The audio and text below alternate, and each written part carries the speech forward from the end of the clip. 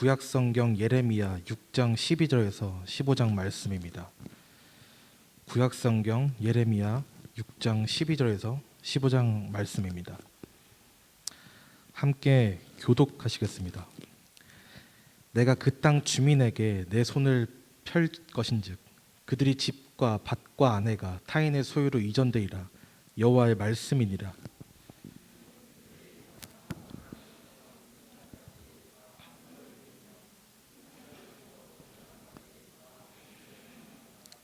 그들이 내 백성의 상처를 가볍게 여기면서 말하기를 평강하다 평강하다 하나 평강이 없도다.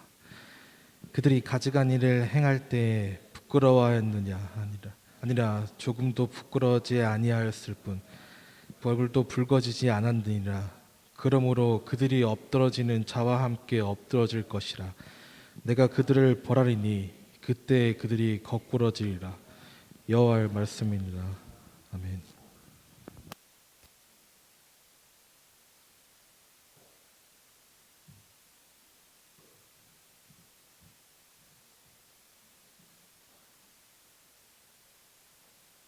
기도하겠습니다.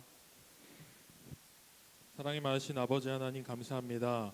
오늘도 우리에게 은혜의 자리를 허락해 주시고 예배 가운데에 또 나아오게 하시니 감사합니다.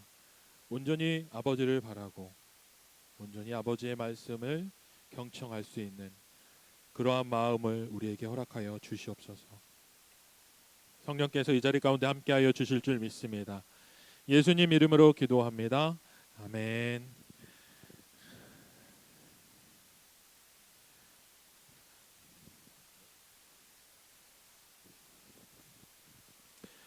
오늘 말씀의 제목은 거짓 신앙의 뿌리라는 제목으로 말씀을 함께 나누려고 합니다.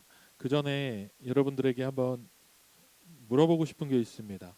조금만 모니터를 좀 모니터가 좀 커야지 제가 목소리가 안 커지니까 모니터만 좀 켜줬으면 좋겠습니다.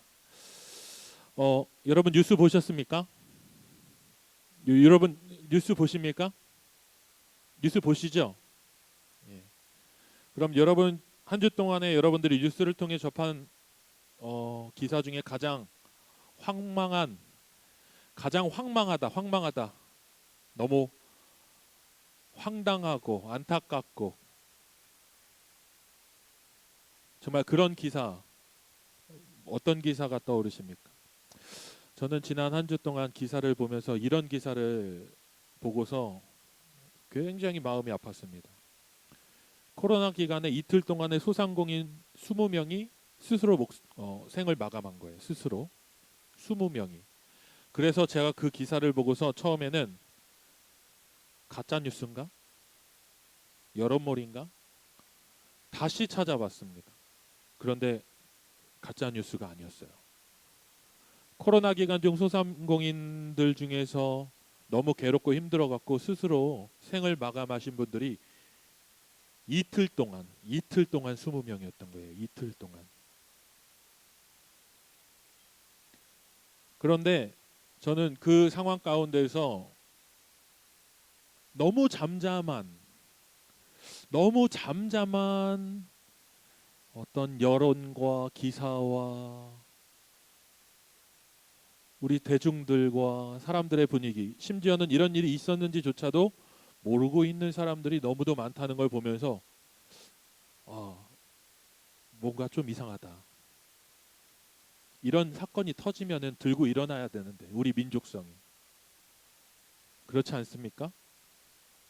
그냥 당장이라도 촛불 켜고 분향소 찾아 달려가야 되는데 아무도 모르는 사람들이 너무 많아요. 아셨어요? 여러분 아셨어요? 들고 일어나자는 게 아니라요. 지금 이 시대의 모습이 그렇습니다. 뿐만 아닙니다. 교회의 모습도 그렇습니다. 지금 세상을 바라보는 교회의 모습, 성도의 모습이 세상 사람들의 모습과 다르지 않습니다. 이런 안타까운 상황들을 접하고도 그 가운데서 마음으로 우는 사람들이 점점 줄어들고 있습니다. 사랑이 식어져 가고 있습니다. 마지막 때에 예수께서 마지막 종말의 때를 묘사하시면서 쓰셨던 그 말씀이 사랑이 식어지리라. 괴로워하고 고통받는 사람들, 그 사람들을 돌아보는 눈과 시선이 점점점 사라지고 자기 인생의 모든 포커스가 맞춰져 있는 인생들이 넘쳐나고 그 안에서 어떤 사람은 죽어나가고 괴로워하고 같이 가족들과 생을 마감하고 더 황망했던 것.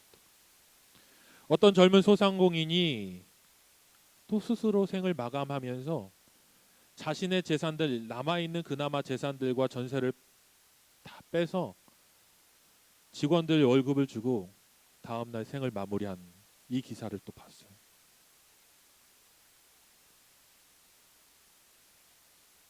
보고 싶지 않았지만 댓글을 봤습니다. 근데 그 댓글 보면서 더 마음이 메말라져 가는 걸 봤어요. 그 댓글 안에는 수많은 이념들이 다 뒤섞여 있었어요. 그 한 사람의 생을 이념과 가치와 수많은 자기들의 관점들로 그 안에다 도배를 하는 것들을 보았어요. 지금 우리가 살고 있는 세상이 그런 세상이라는 것들을 뉴스를 통해서 확인하게 됩니다. 여러분 한 주 동안 삶을 살면서 어떠셨습니까? 각자 힘든 삶을 사셨고 각자의 인생의 목표를 향해 나아가고 있었겠지만은 지금 이 세상 가운데는 그렇게 고통받고 괴로워하는 사람들이 많습니다. 과연 그 가운데에 이 애통하고 있는 세상 가운데에 하나님이 그리스도인으로 우리를 부르셨는데 하나님 우리에게 어떠한 신앙을 요구하시는가? 과연 그 신앙 안에 우리는 온전히 서 있는가? 혹은 우리는 거짓 뿌리에 우리의 신앙 가운데 거짓 신앙의 뿌리와 그 체계가 자리 잡아 있어서 온전히 하나님을 예배하지 못하는 우리들의 모습이 있지는 않은가?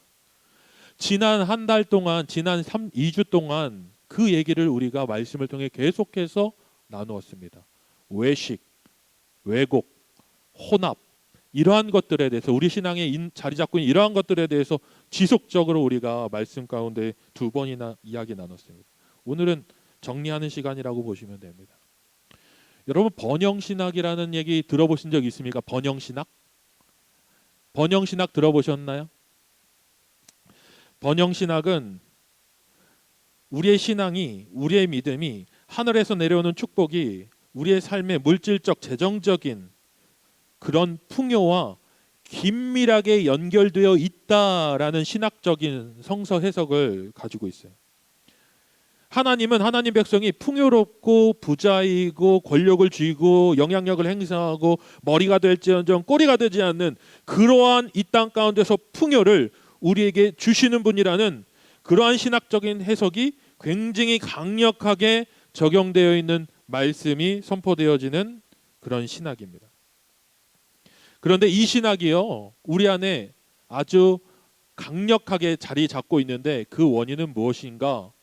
수많은 신학자들이 역사 신학자들이 이것들을 분석할 때에 우리나라가 이 대한민국이 아주 어려운 상황 가운데 1940년대부터 70년대 80년대까지 경제가 급속도로 성장해 나아갈 때에 전쟁을 경험한 우리 대한민국 사람들의 마음 가운데의 내면 가운데에는 패배의식과 지배의 속박에 대한 어떤 굴복과 이런 것들이 아주 뿌리 깊게 자리 잡고 있었다는 겁니다.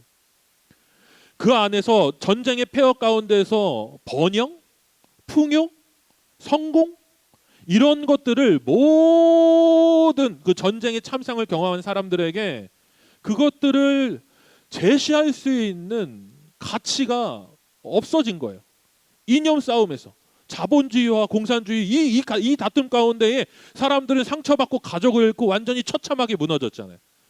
그 가운데서 사람들에게 희망을 다시 일어설 수 있는 희망, 다시 우리가 회복할 수 있는 희망, 풍요를 우리가 가질 수 있는 희망, 내 자식들이 잘 살 수 있는 희망을 제시하는 그 제시가 어디에서 나왔냐면은 어떤 사람들이 얘기하는데 새마을 운동이래요. 새마을 운동이에요. 그런데 그 새마을 운동이 어디에서 시너지를 갖게 되냐면은 이 번영신학에서 시너지를 얻습니다. 번영신학에서. 그냥 정치적으로 우리가 새마을 운동 잘 살아보자 잘 먹어보자 이게 아니라 그 안에 교회가 아주 강력하게 영향력을 나타내었고 그 번영신학 하나님이 우리에게 복을 주실 거예요. 이 민족을 하나님이 붙잡고 계신다. 우리 민족은 하나님이 붙잡고 있는 민족이기 때문에 여기에서 멈추지 않고 뒤처지지 않고 다시 일어설 수 있다. 내 자식들도 내 자녀들도 우리 집도 다시 일어설 수 있다. 풍요로울 수 있다. 하나님 우리에게 축복을 예비해 주시길 원한다. 그러나 우리의 마음 가운데 패배의식 뭐 이런 것들이 자리를 잡고 있으면은 하나님은 일하시고 싶어도 일하실 수 없다. 이게 번영신학의 맥심의 메시지의 핵심인 거예요. 다짜고짜 깔 수가 없습니다. 다짜고짜 아니라 할 수도 없어요. 오늘날 대한민국을 만들어내는, 그리고 그 가운데 절망 가운데 있는 사람들에게 동기부여할 수 있는 메시지가 그 번영신학 안에 있었기 때문이에요. 아무것도 모르고서 깔 수도 없습니다. 비판할 수도 없어요. 그것이 오늘 우리가 누리고 있는 이 사회에 우리 부모님들에게 동기부여를 제시했다라는 것은 분명하니까. 우리 어머니 아버지들이 기도하면서 하나님 복을 내려주십시오. 너무 힘듭니다. 배고픕니다. 우리 자녀들 가르칠 수 있도록 물질을 허락해 주십시오. 하나님 앞에 매달렸어요. 그 믿음이 거짓이라고 얘기할 수도 없어요. 다짜고짜 깔 수도 없어요. 그거 까는 사람들한테 한번 물어보겠어요. 얼마만큼 통곡하면서 하나님 앞에 좀 살게 해달라고 부르짖어 봤냐? 할 말 없을 거예요. 맞아요. 그 시대에는요. 그 시대에는 그거 필요했어요. 넘어져 있는 사람에게 동기부여를 할 수 있는 하나님의 메시지, 축복에 대한 메시지가 필요했다는 거죠. 그러나 그것이 교회 안에 뿌리 깊게 자리 잡았을 때에 그게 전부가 되어버렸습니다. 교회 안에는 신앙의 하늘의 복, 축복, 이 복이라는 것들에 대해서 우리가 왜곡된 믿음을 그냥 무비판적으로 그냥 다 받아들이게 되었어요. 왜곡이라는 것은 무엇인지 아십니까? 하나님의 복이 이 땅 가운데서 충만을 누리는 거에 국한되어 있다라는 그 신앙을 아주 좁은 신앙의 관점으로 만들어 버렸기 때문입니다. 결코 그 복은 이 땅 가운데 우리가 잘 살고 잘 먹고 잘 누리고 우리의 자녀들이 행복하고 이 안에만 머물 수 없다라는 거죠. 하나님의 복 안에 그 영역이 있다라는 것이에요. 더 큰 하나님의 복 분명히 존재한다라는 거죠. 우리 안에 이 번영신학이라는 것들이 복에 대한, 하나님의 복에 대한 왜곡된 신앙이 우리 안에 분명히 있다라는 거죠. 그럼 이 번영신학의 본질은 뭐가 있습니까? 이 뿌리가 뭐가 있겠습니까? 결국에는 이 메시지가 전달되어졌을 때 초창기에는 간절함이었어요. 하나님, 죽을 것 같습니다. 못 살겠습니다. 이래 갖고는 도저히 땅 파먹고 살 수 없을 것 같습니다. 이거 똥 파먹고 살겠습니까? 내면 치킨 먹고 살았겠어요? 자식 공부시키는데 소파라 갖고 서울로 보내야 되는 시대에 하늘에서 복을 내려달라고 할 때에 그 복밖에 우리가 구할 게 무엇이 있겠었어요? 우리 부모들. 비난할 것이 아니에요. 그런데 그게 오늘날 잘 살고 보니 이 복이라는 것이 그 영역 안에만 머물지 않는 거예요. 그냥 잘 먹고 잘 사는 게 아니에요. 더 많은 것들을 요구하게, 더 많은 것들을 우리가 탐하게 됩니다. 이 번영신학은 그 안에 탐욕이라는 것들이 자리 잡게 돼요. 탐욕. 있는데 더 갖고 싶고, 더 좋은 거 갖고 싶고, 더 고결한 거 갖고 싶고, 더 가치 있는 거 갖고 싶고, 분명히 내가 공부할 수 있는 능력이 있지만은 더 공부를 넘어서서 그 공부를 통해서 권력을 탐하고 싶게 되고, 영향력을 행사하고 싶게 되고, 지위를 얻게 되고, 인정받게 되고, 내 세력을 만들 수 있는 탐욕. 이제 단순히 우리가 먹고 마시는 그 안에 머무는 그 욕구에서 넘어서서 이 세상 가운데에, 이 풍요로운 세상 가운데에 나라는 존재를 나타낼 수 있는 다양한 것들을 우리가 꿈꾸게 돼요. 기대하게 되는 거예요. 이 번영신학 안에는 바로 이 탐욕이라는 시가 아주 강력하게 자리 잡고 있어요. 탐욕이라는 것이. 이게 교회 안에 아주 강력하게 자리 잡았습니다. 이 결과물들이 몇몇 사건을 통해서 예로 나타나요. 예전에 여러분 아마 기사를 통해서 본 적이 있을지 모르겠습니다. 한 대형 교회에서 간증을 수시로 이제 매주마다 정기적으로 하는 간증 집회가 있는 거예요. 성도들 중에서 정재계에 그리고 학계에 그리고 다양한 사회의 지도자를 초청해서 믿음의 지도자들을 초청해서 성도들 중에서 선별을 해서 간증을 하는 거였어요. 근데 이것이 왜 문제가 됐냐? 몇 년 전의 일입니다. 미투가 아주 유행할 때, 미투 아시죠? 예, 미투가 굉장히 굉장히 강하게 일어났던 때가 있었습니다. 미투라고 얘기하면 잘 아시죠? 예, 알잖아요. 우리도 용어 설명 안 하겠습니다. 그때에 여성들이 자신들의 권위를 얘기하고 자신들이 당했던 불이익에 대해서 부조리에 대해서 오픈하고 그것들을 고발하고 이런 일들이 있었죠. 근데 한 여성 검사, 여러분도 아실 거예요. 기사 굉장히 크게 났으니까 여성 검사가 이거를 시발점이 됐습니다. 그러면서 용기를 가지고서 많은 여성들이 일어났어요. 내가 당했던 불이익이라든가 부조리에 대해서 오픈한 거죠. 그리고 고발했어요. 그런데 저는 그 사건을 통해서 교회가 엄청나게 비난을 받았어요. 이 사건을 통해서 교회가 진짜 완전 신랄하게 비판을 받았습니다. 이 한 여성 검사의 미투를 통해서. 왜냐? 이 여성 검사의 가해자로 지목된 사람이 선배 검사였던 거예요. 선배였던 거죠. 그러니까 지위가 더 높은 사람이었던 거예요. 근데 이 사람이 그 간증 집회를 하는 교회의 집사예요. 그리고 그 사람이 간증 집회하는 것들이 막 방송에서 터져 나갔는데 그냥 방송으로 나갔었었는데 그냥 나가면 좋은데 또 그게 은혜로운 간증 집회여 갖고 막 편집돼서 많이 돌아다녔던 거예요. 그로 인해서 교회가 하고 있는 행사들이나 교회가 하고 있는 이러한 이벤트가 얼마나 보여주기식 행사였는지에 대해서 세상에서 교회 자체 내에서 비판을 받게 되었습니다. 그때 알았어요.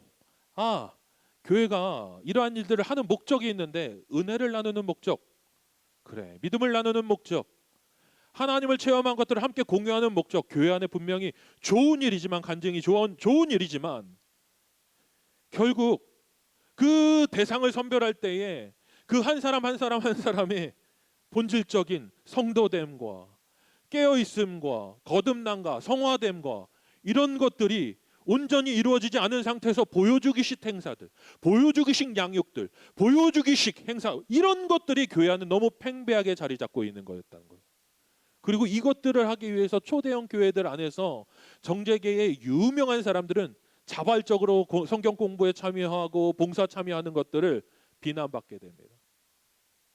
그때 알았어요. 교회라는 공동체가 순수하게 예배만을 드리기 위해서 모이는 거대한 공동체가 아니라 그 안에 또 이익을 탐하는 자들이 굉장히 많이 있다라는 것들을 교회 자신을, 교회 스스로를, 교회 내부를 많은 사람들이 들여다보게 되었다라는 겁니다. 왜 이런 일들이 벌어졌을까요? 그것은 바로 복음 그 자체로 서 있는 교회가 아니라, 말씀 그 자체로 서 있는 교회가 아니라, 생명 그 자체로 서 있는 교회가 아니라 그 안에 탐욕의 기반을 둔 번영이라는 것들을 꿈꾸고 있는 수많은 둥생하지 않은 이들이 교회 안에 존재하고 있기 때문입니다. 그리고 믿음 그 자체가 목적이 아니라 그 조직 안에서, 그 공동체 안에서 다른 목적에 의해서 이 공동체로 들어오는 사람들도 분명히 있다라는 것들을 우리는 이 사건들을 통해서 발견을 하게 됩니다. 왜 여러분들에게 이 말씀을 드리냐?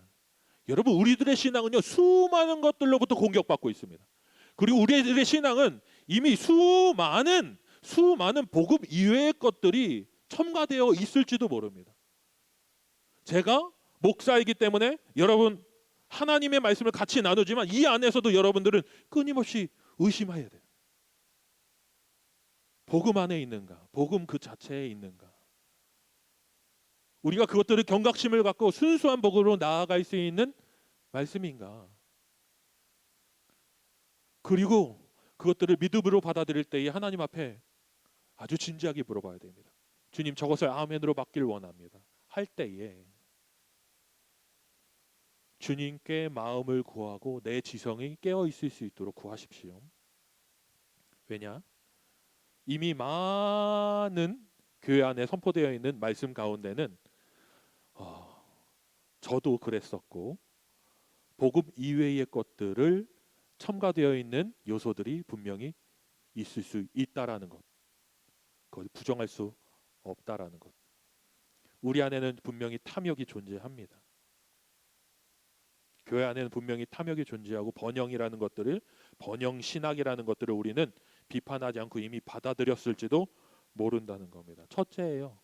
거짓 신앙 체계의 뿌리, 그 첫 번째는 번영입니다. 탐욕의 뿌리를 둔 번영 신학. 두 번째 거짓 신앙 체계의 뿌리는 율법주의적인 신앙이에요. 여러분, 율법주의 지난 시간에도, 지난 예배 때도 말씀을 드렸습니다. 한번 여러분들에게 이 질문 한번 더 드려보겠습니다.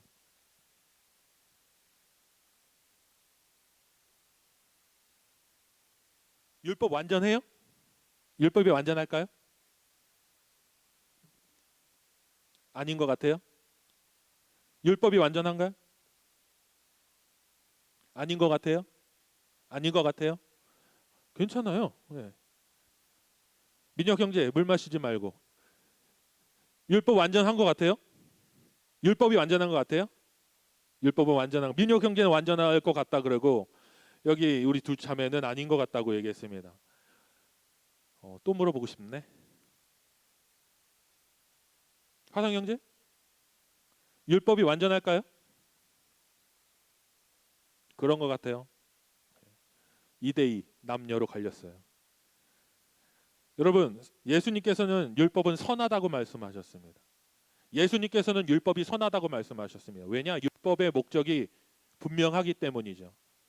여러분, 선하다는 기준이 무엇일까요? 적어도요, 예수 그리스도를 믿고 그 안에서 하나님을 예배하기 위해서 모인 우리 안에서는요, 우리는 이것을 동의하기 때문에 이 자리에 있는 겁니다. 하나님이 나의 구주시고, 하나님의 천지의 창조주시고, 하나님 모든 것들의 주인이시라는 거예요. 모든 질서를 만드신 분이 하나님이시라는 고백이 우리 안에 있는 거예요. 그게 아니고서 이 자리에 있으면 참 바보 같은 짓인 거죠. 우리는 그 고백 가운데 이 자리에 있습니다. 그 말은 무엇이냐면 선의 기준도 하나님이시라는 거예요. 그럼 하나님이 무엇이 선하고 무엇이 악하다고 했을까요? 하나님이 결정하신 것을 넘어서서 자기가 그 결정의 주도권을 가졌을 때 하나님 선하다 말씀하지 않으셔요. 자기 소견에 오른 대로 행하는 사람들의 시대가 사사기 시대였다. 선하지 않다라는 건 뭐냐면은 죄가 하마르티아, 하나님이 쏘으신 그 목적의 관역에 맞추지 못했을 때, 빗나갔을 때 그게 죄의 그 원어적인 의미라면은 그것을 쏘아 올린 자의 목적에 맞아야 돼요. 그게 선인 거예요. 그것의 목적에 맞지 않으면은 악인 거죠. 죄인 거죠. 고로 하나님의 계획과 목적에서 더도 덜도 하지 않고 그 목적에 따라 사는 것이 선이라고 얘기할 수 있다라는 겁니다. 그러면 하나님께서 우리에게 율법을 주신 목적이 분명히 있어요. 율법은요, 더도 덜도 없습니다. 하나님은 율법에게 살아있고 생기를 불어 넣어주시지 않으셨어요. 부모를 공경하라 했으면은 부모를 공경하라는 그 말씀은요, 거기까지예요. 가난한 자에게 너의 손을 펴라. 그러면은 거기까지라고요. 하나님은 그 안에서 더 확장되어서 뭘 요구하시지 않고 딱 거기까지 주셨어요. 율법은 선해요. 아무것도 없는 질서 가운데 우리에게 질서를 주셨기 때문이죠. 하나님의 계획이 나타났기 때문이죠. 하나님의 뜻이 명확하게 나타났기 때문이에요. 율법이 막 살아 움직여갖고 막 글자가 막 더 나가지 않잖아요. 율법은 선합니다. 문제가 있어요. 율법을 해석하는 우리가 선하지 않다는 거예요. 율법을 해석하는 우리가 선하지 못하다라는 것이 문제인 겁니다. 이것을 이해하지 못해요. 이것이 없기 때문에 율법주의에 빠지는 것입니다. 율법주의는 율법을 문자적으로 지키는 그것이 율법주의가 아니에요. 그것은 굉장히 1차원적인 해석인 거예요. 율법주의, 안식일에 일하지 마라. 그리고 안식일에 일 안 하는 거, 이게 율법주의? 부정한 것을 만지지 마라. 그럼 부정해지니까 며칠 동안 부정해져. 그러니까 너는 며칠 동안 예배 드리지 마. 그대로 지키는 게 율법주의? 노. 율법을 자기 소견대로 자기가 율법의 해석의 기준이 되어서 그것들을 판단하고 그것들로 나아갈 때, 이것들을 가지고서 이것을 적용할 때에, 타인에게 적용할 때, 이게 율법주의예요. 온전하지 않은 내가 율법의 해석자가 되어서 율법을 적용할 때, 이게 율법주의라는 겁니다. 이해하셨습니까? 문자주의예요. 그거는 그냥 문자주의. 문자 그대로 행하는 거. 율법주의는 온전하지 못한 내가, 율법을 온전히 해석할 수 없는 내가, 율법의 온전한 뜻을 분별할 줄 모르는 내가 해석자가 되어서 내 소견에 오른 대로 율법을 해석하고 누군가를 정죄하고 공격하고 나의 탐심을 위해서 그것들을 해석해 나아가는 것이 바로 율법주의라는 겁니다. 그래서 바리새인들이 예수님께 욕을 먹은 거예요. 사두개인들도 욕 먹은 거예요. 서기관들도 욕 먹은 거예요.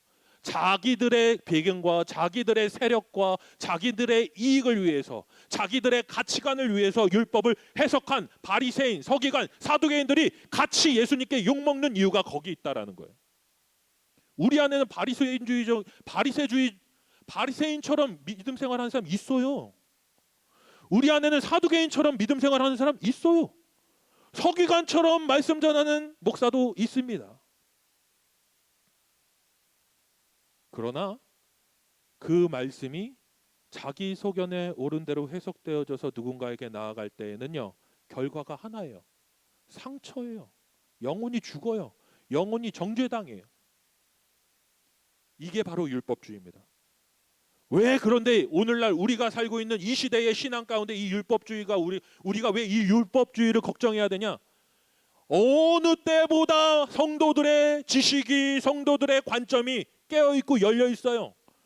우리들은 각자의 이념을 가지고 있고 각자의 가치관을 가지고 있고 각자의 사상들을 가지고 있어요. 그 사상들을 가지고서 율법을 해석합니다. 그리고 율법들을 취사 선택합니다. 그 해석들을. 여러분들이 추구하는 말씀이 있어요. 여러분들이 추구하는 설교들이 있어요. 여러분들이 추구하는 그 말씀의 해석이 다 달라요. 오늘은 율법주의 성도들의 시대에 우리가 지금 살고 있는 것 같아요. 그럼 어떻게 합니까, 목사님? 해석하지 않고 어떻게 우리가 신앙생활을 할 수 있습니까? 해석의 기준이 온전해야죠. 해석의 기준이 온전해야죠. 불완전한 내가 아니라 완전하고 변함없고 무오하고 사랑 그 자체이신 분이 해석의 기준이 돼야죠. 그래야지 율법주의에 빠질 수 없습니다. 아마 이 자리에 있는 청년이니까 제가 모르는 척하고 그 청년은 땅을 쳐다보든지 하늘을 쳐다보든지 하시기 바랍니다. 신방 중에 아주 중요한 얘기를 한 청년이 있어요. 복음을 우리가 알면은 서로 정죄하지 않을 텐데, 그렇게 행하지 않을 텐데. 그 청년이 목사인 저하고 신방하면서 이렇게 얘기했어요. 목사님, 복음을 알면은 그러지 않을 텐데. 그러면 복음이 뭐라고 생각하냐 물었더니, 복음은 죄인, 죽을 수밖에 없는 내가 예수 그리스도 안에서 살아있는 것. 그게 핵심입니다. 제가 만약에 스펄전 목사님처럼 권위가 있었고 그분처럼 사람들에게 인정받았다면 1년 365일 42주인가요? 42주 동안 그 얘기만 반복해도 됐을 텐데. 근데 여러분은 내가 그렇게 하면 나 잘리니까. 그죠? 그렇습니다. 여러분, 율법주의, 우리 안에 아주 뿌리 깊게 잡고 있는 율법주의의 핵심은 바로 나입니다. 내가 불완전한 내가 율법의 해석자가 되어서 취사 선택한 말씀으로 그것들을 적용할 때에 우리는 입으로 살인을 할 수 있어요. 거기에서 헤어나올 수 있기 바랍니다. 어떻게 나오냐? 아까도 말씀드렸지만 완전하신 자를 붙잡아야 되는, 완전하신 자를 붙잡는 여러분들이 되실 수 있기를 간절히 바랍니다. 그것이 복입니다. 그것이 축복입니다. 세 번째, 우리 안에 자리 잡고 있는 거짓 신앙 체계의 세 번째는 바로 무신론이에요. 무신론이 뭘까요? 여러분, 무신론이 뭘까요? 신이 없다라는 거잖아요. 신이 존재하지 않는다라는 거잖아요. 근데 우리 안에 신이 없다고? 아니, 나는 하나님 믿는데, 난 예수님 믿는데, 근데 이 자리에는 무신론자가 있어요. 왜? 무신론자가 있다고? 이 말은 믿음이 지금 없어서 믿음의 초신자를 얘기하는 게 아니에요. 믿음의 초신자를 얘기하는 게 아니에요. 여러분, 무신론의 정의를 내리겠습니다. 무신론의 정의는 인본주의입니다. 무신론은 다른 말로 얘기하면 이꼬르 인본주의예요. 인본주의.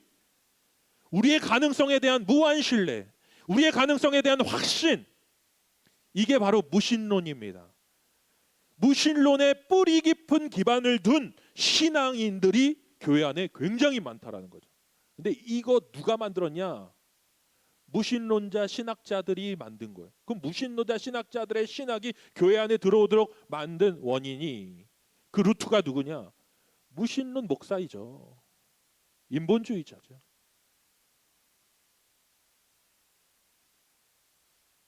여러분, 하나님은 살아계신 분이세요. 하나님은 존재하십니다. 하나님은 역사하십니다. 하나님은 이 자리에 계십니다. 하나님은 나의 삶에 운행하십니다. 분명히 하나님은 존재하시는 분이세요.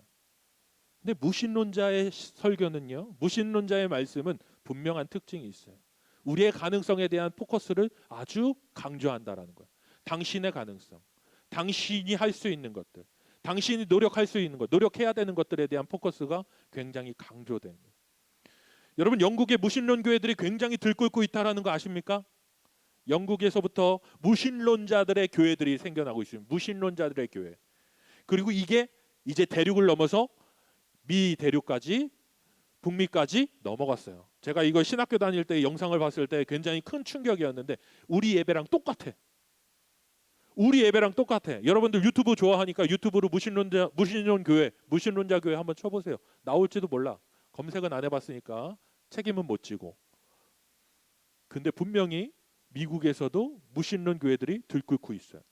그러면 그 예배들이, 그 무신론자들이 신을 믿지 않고, 절대자를 믿지 않고, 초월자를 믿지 않는 사람들이 모여서 뭐 할까요? 우리랑 똑같아. 앞에서 어서 오세요. 같이 앉으면 뭐 하는지 아십니까? 설교 비슷한 강연을 듣습니다. 근데 그 안에서 이 사람들의 화답이 어떤 화답인지 아세요? 아멘이야. 아멘. 그리고 뭐 하는지 아세요? 가스펠 멜로디에다가 무신론적인 가사를 붙여갖고 같이 찬양을 해요. 찬양이 아니야. 같이 노래를 불러. 그런데 이 시발점이 어디서부터 시발점이 시작되냐면은, 영국에 있는 코미디언 둘이 무신론 교회를 시작했대요. 그런데 그들이 열정적으로 사역을 한 거예요. 열정적으로. 그랬더니 무신론자들이 모이기 시작했어요. 그래서 같이 이 모임이 진행이 된 거예요. 그리고 나서 모금을 했다는 겁니다. 2호 교회, 3호 교회, 그리고 북미로 넘어간 거예요. 그리고 나서 이 사람이, 이 무신론 교회를 창설한 이 사람이, 샌더스 존스라는 사람이 미국에 있는 교회들을 이제 탐방 간 거예요. 좋은 교회들. 좋은 교회라는 말은 무엇이냐면, 선진 예배를 드리고 있는 교회들을 탐방하기 시작했어요. 어떤 교회를 탐방했냐? 여러분 들으면 깜짝 놀랄 겁니다. 힐송교회, 힐송교회, 카톨릭교회, 그리고 CCM 예배를 중심으로 한 교회들을 탐방한 거예요. 그리고 나서 인터뷰를 했어. 어떤 인터뷰를 했냐? 이야, 이 교회들은 내가 추구하는 비전을 아주 명확하게 실천하고 있는 교회들이라는 거예요. 사람들이 오면 친절하게 맞아주고, 그리고 그들이 와서 차를 마시면서 서로 담아 나눌 수 있는 모임 공동체를 만들고, 그들에게 영적인 인사이트를 줄 수 있는, 그들의 삶에 인사이트를 줄 수 있는 강연이 매주 선포되어지고, 내가 추구하고 있는 무신론자들의 교회가 하고자 하는 모든 사역들을 이 교회들이 하고 있으니 너무 다행이라고. 앞으로도 그렇게 쭉 하라는 거예요. 인터뷰를 그렇게 한 거예요. 비아냥인가요?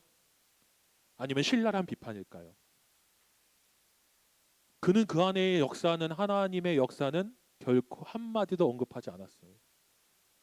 어떻게 보면은 우리의 예배 가운데에 우리가 하나님을 온전히 바라보고 하나님을 예배하고 있는지에 대한 질문을 우리 스스로가 끊임없이 해야 될지도 모르겠습니다.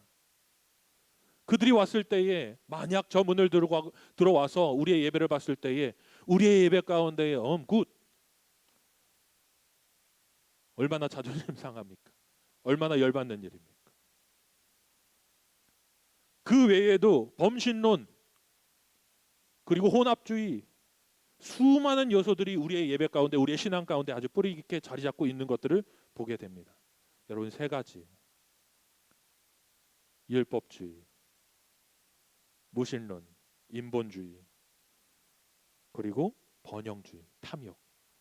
우리 안에 자리 잡고 있는 이것들이 과연 나와 관계가 없는가? 나는 그 안에 영향을 받지 않고 있는가? 우리는 스스로를 성찰해야 됩니다. 제 말씀을 마무리하면서 저는 이렇게 적어보았습니다. 과연 우리는 나 자신을 돌아볼 수 있는 영적인 지각을 가지고 있는 성도인가? 한번 돌아봅니다. 그리고 나는 나 자신을 성찰할 수 있는 영적인 지각을 가지고 있는가? 나는 나 자신을 성찰하는 시간을 할애하고 있는가? 갖고 있는가?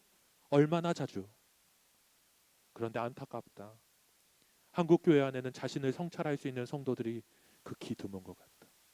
우리는 본능에 따라서, 지식에 따라서, 내가 가지고 있는 가치에 따라서 입을 놀리기에 너무 급급해 있다. 너무 가볍게 우리는 우리의 입술을 사용하고 정죄하고 판단한다. 그리고 내가 믿고 있고 내가 확신하는 것들에 대해서 너무 확신을 갖고 있어서 다른 사람들을 포용할 수조차 없는 신앙적인 냉담 가운데에 빠져 있다. 어떻게 할까? 어떻게 해야 되죠? 여러분, 어떻게 해야 합니까? 답은 없습니다. 그러나 분명한 답이 하나 있다면은 하나님 선택하는 거예요. 하나님을 제대로 선택하는 겁니다. 조정민 목사라는 분이 계세요. 조정민 아세요?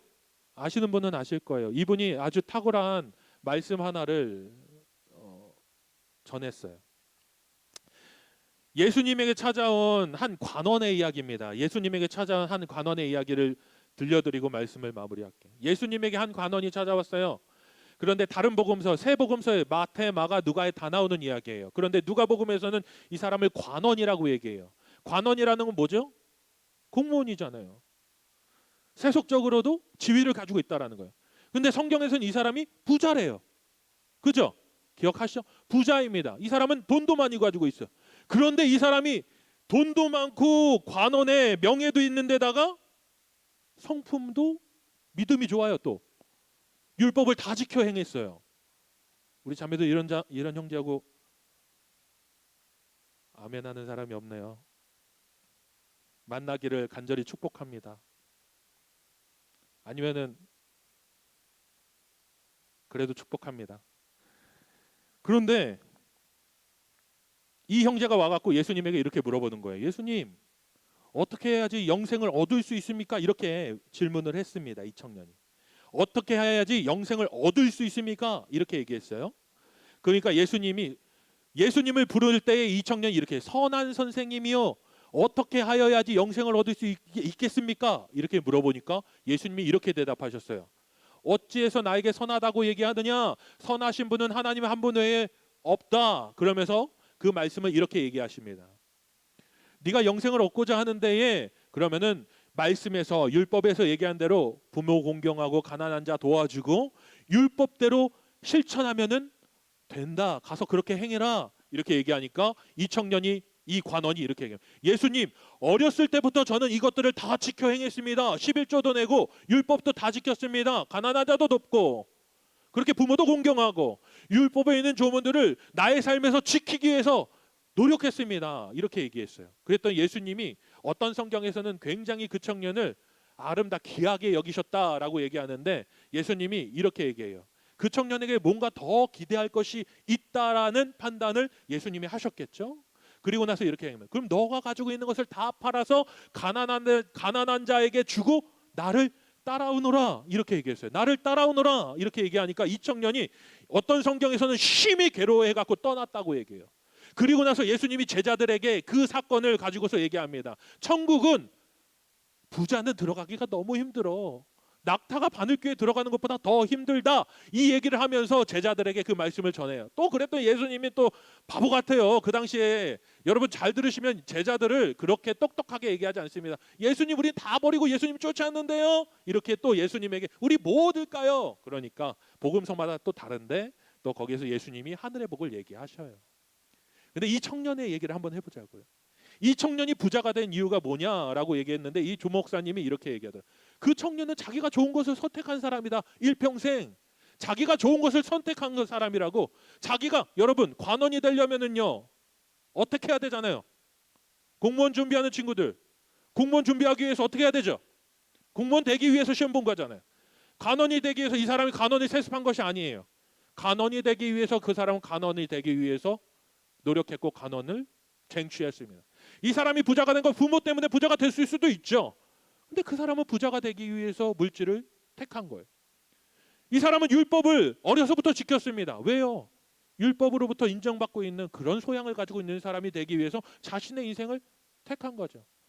그러면서 이 두 가지를 비교해요. 굿과 갓. 굿, G-O-D. 갓, G-O-D. 이 사람은 굿을 택하는 인생을 살았다. 이렇게 얘기하더라고요. 갓이 아니라 굿을 택하는 인생을 살았다. 우리가 신앙생활하면서 우리는 굿 택하는 인생이 아닌가? 굿 택하는 신앙 아닐까요?